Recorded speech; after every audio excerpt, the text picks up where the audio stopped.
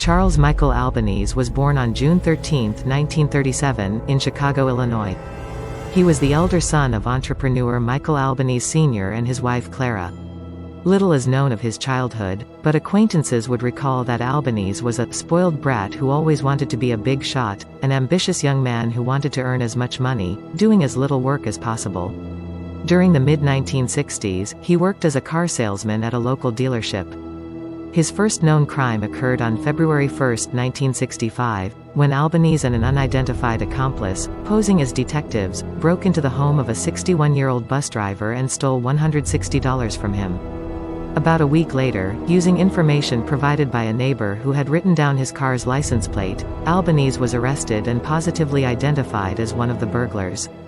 Not long after, he was indicted by a grand jury for armed robbery and several counts of auto theft for which he was convicted and sentenced to 5 years probation. Following his conviction, his first wife divorced him and moved away with their 3 daughters to live in Wisconsin. At some later point, he married his second wife, but little is known of their relationship. While still legally married to his second wife, Albanese went on to marry Virginia Muller in Las Vegas in 1972. The divorce with the latter woman was finalized the next year. Despite his legal troubles, Albanese was seemingly happily married. He held a position as president of the Allied Die Casting Company, a business owned by his father. He earned an annual salary of $60,000. In 1978, Albanese and his family moved to Spring Grove, Illinois, where he earned a reputation amongst his neighbors as a man who liked to flaunt his wealth and influence. It was estimated that he owned several expensive cars, including a Cadillac, and always took his wife and 2 daughters on annual vacations. In mid-1980, Charles began to pay frequent visits to the Leisure Village retirement community, where his wife's mother, 69-year-old Marion Muller, lived with her own mother, 89-year-old Mary Lambert. When doing so, he would often bring little gifts, varying from jewelry and trinkets, and would often dine with them whenever he could. During these visits, he would gradually convince Lambert to transfer her financial assets to her daughter, Marion, completely bypassing her other daughter and son. Then, unbeknownst to anyone from his family, he contacted the operator of a metal plating company in Wisconsin, to whom he sometimes sold scrap iron, to ask what would be the most efficient method to get rid of some pests in his home. On the man's recommendation, Albanese was supplied with arsenic and instructed how to use it, and over the next few months, he administered small doses of the poison in Marion Muller's food. The first death came about on August 6, 1980, when Muller began to suffer from diarrhea and violent vomiting, for which she was rushed to the McHenry Hospital, where she died on the same day. Her cause of death was listed as a heart attack. Only 12 days later, Mary Lambert, her mother, was taken by a similar illness and rushed to the St. Therese Hospital, where she died from what was deemed natural causes.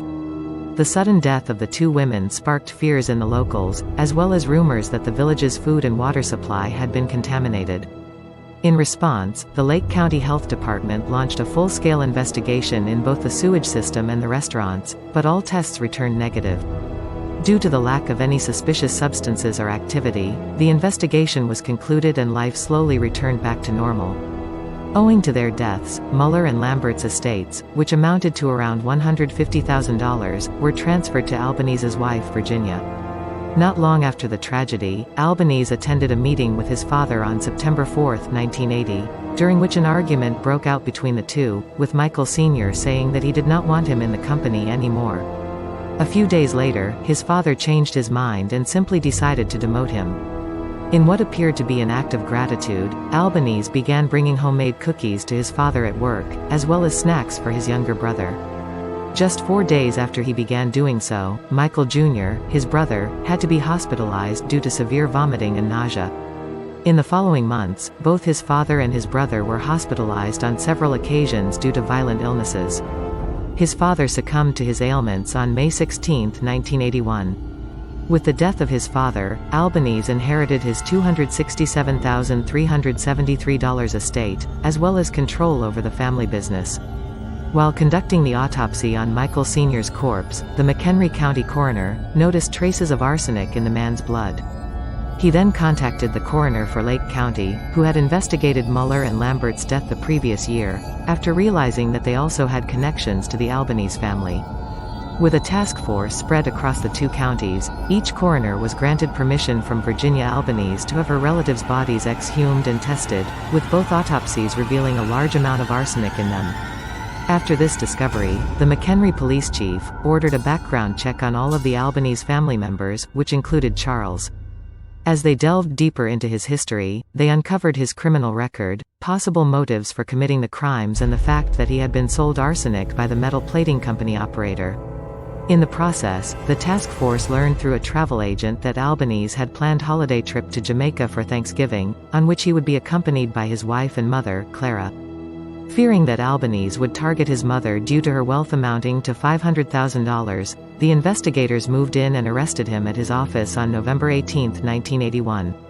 He was subsequently charged with all 3 murders, the attempted murder of his brother and stealing from the company stock.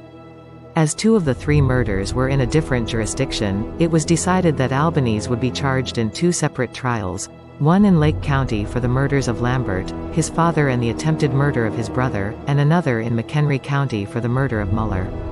The first would be the Lake County trial, in which he pleaded innocent on all charges. After deliberation for just over 7 hours, the jury found Albanese guilty on all counts.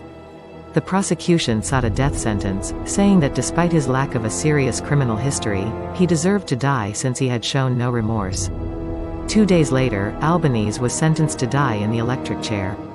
As his sentence was read out by the judge, he showed no emotion. That same October, Albanese was transferred to Lake County to stand trial in Lambert's murder.